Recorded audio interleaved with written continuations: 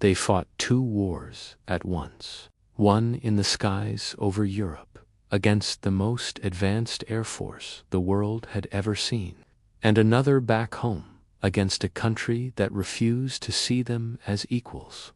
This is the story of the Tuskegee Airmen, the pilots who didn't just win battles, but shattered one of the most deeply held prejudices of their time. Their courage didn't just change the military, it changed the course of history. Our story starts in the late 1930s. The world is on the brink of another global war. America is preparing, but it's a nation divided by segregation. The military reflected this division. The official stance of the War Department was clear. African Americans were considered incapable of flying complex combat aircraft. This wasn't based on evidence, it was rooted in pure prejudice.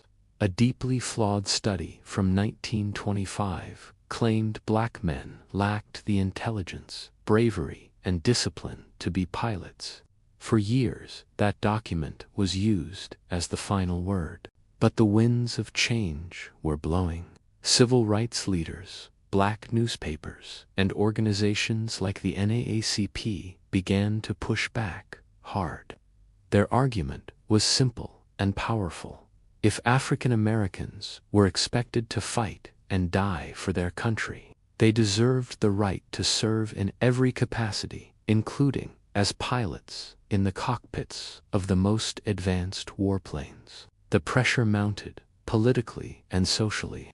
Finally, in 1941, the U.S. Army Air Corps relented.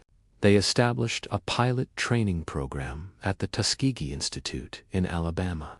But they called it an experiment. That's the word they used. An experiment to determine if black men could actually meet the rigorous standards of military aviation.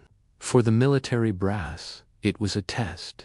For the men who signed up, it was a chance to prove the world wrong. These volunteers weren't just showing up for a job. They were filled with a fierce determination. They knew that the entire nation was watching. Every flight, every exam, every single maneuver they performed was more than just a personal test. It was a statement on behalf of an entire race. They carried the weight of millions on their shoulders, and they knew that failure was not an option. Why Tuskegee? The Tuskegee Institute, founded by the great Booker T. Washington, was a perfect fit. It had the infrastructure, the strong leadership, and the reputation for discipline that the military demanded. The training began at Moton Field, a newly built airfield that would become the cradle of black military aviation. The program was led by Captain Benjamin O. Davis, Jr., one of the very few black officers in the entire U.S. Army. He was a West Point graduate who had endured 4 years of silent, isolating treatment from his white classmates. He knew what it meant to face prejudice and excel anyway. His philosophy for the cadets was uncompromising. Be perfect. Be better than everyone else. Leave no room for criticism. The early days were grueling. The pressure was immense. Some white commanding officers openly hoped for the program to fail, creating obstacles at every turn. But the cadets were relentless. They started their training in the classic PT-17 Stearman biplanes, then moved up to the BT-13 and the powerful AT-6 Texan. From there, it was the P-40 Warhawk, the same plane flown by the legendary Flying Tigers. And finally, they graduated to the icon of American air power, the P-51 Mustang. With every single step, they didn't just meet the standards, they consistently exceeded them. They were proving the experiment a resounding success. By 1943, the air war over Europe had reached a critical stage. American bomber fleets were flying deep into enemy territory to strike at the heart of the Third Reich. But they were vulnerable. casualties were shockingly high. The bombers desperately needed fighter escorts, disciplined pilots who could protect them from the relentless attacks of the Luftwaffe. This was the moment the Tuskegee Airmen had been training for. The 332nd Fighter Group was deployed, first to North Africa, then to Italy.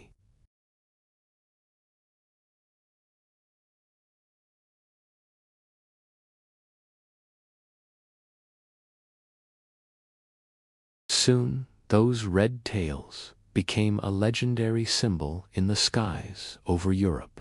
Their primary mission was bomber escort, a job that required incredible discipline.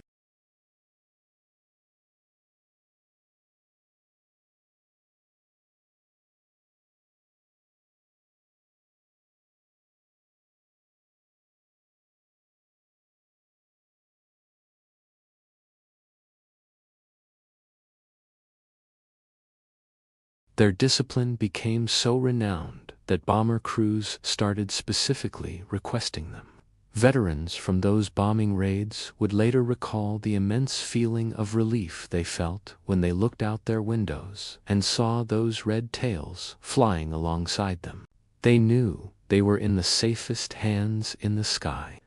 The Tuskegee Airmen flew over 1,500 combat missions. They destroyed or damaged over 400 enemy aircraft. They became one of the most effective and respected fighter escort groups in the entire war. But what makes this story truly extraordinary is what they were enduring on the ground. Even as they were risking their lives in combat, they faced constant racism from their own side. Some commanders tried to sideline them, keeping them out of key missions. Their combat reports were sometimes doubted. Medals and commendations were often denied or delayed simply because of the color of their skin. They were heroes in the air and second-class citizens on the ground. One of their defining moments came on March 24, 1945.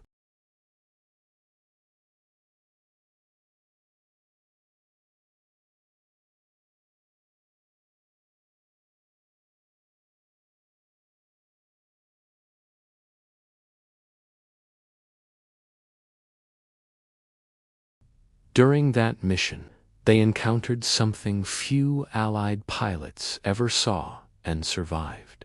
The Messerschmitt Me 262, the world's first operational jet fighter. It was faster and more heavily armed than anything they flew.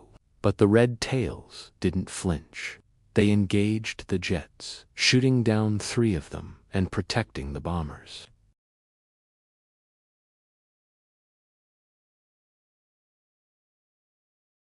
By the war's end, their record spoke for itself.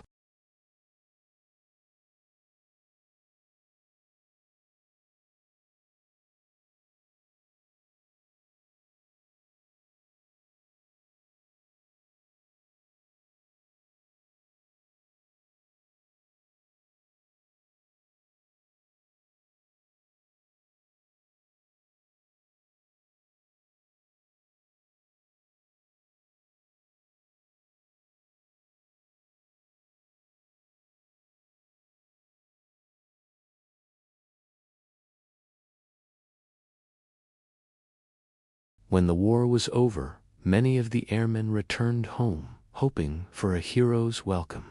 Instead, they were met with the same segregation and discrimination they had left behind. But the change they had started was unstoppable. Their incredible service record was a powerful argument for equality. In 1948, President Harry S. Truman signed Executive Order 9981, officially desegregating the entire United States Armed Forces. Historians agree that the performance and sacrifice of the Tuskegee Airmen were a crucial catalyst for this landmark decision. Their legacy didn't stop there. Many went on to have brilliant careers as instructors, commercial airline pilots, engineers, and community leaders. They became the inspiration for generations of African Americans who dreamed of reaching for the sky, including the astronauts who would later journey into space. For decades, their story was tragically undertold, a forgotten chapter in the grand narrative of World War II.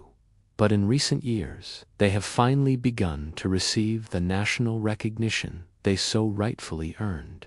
Their story is a powerful reminder of what courage and perseverance can achieve in the face of injustice. The Tuskegee Airmen didn't just fly planes, they changed a nation. They fought fascism abroad and racism at home, and they secured a victory that continues to inspire us today. Thank you so much for watching. If you found this story as inspiring as I do, please like this video and subscribe for more stories of hidden history. We'll see you next time.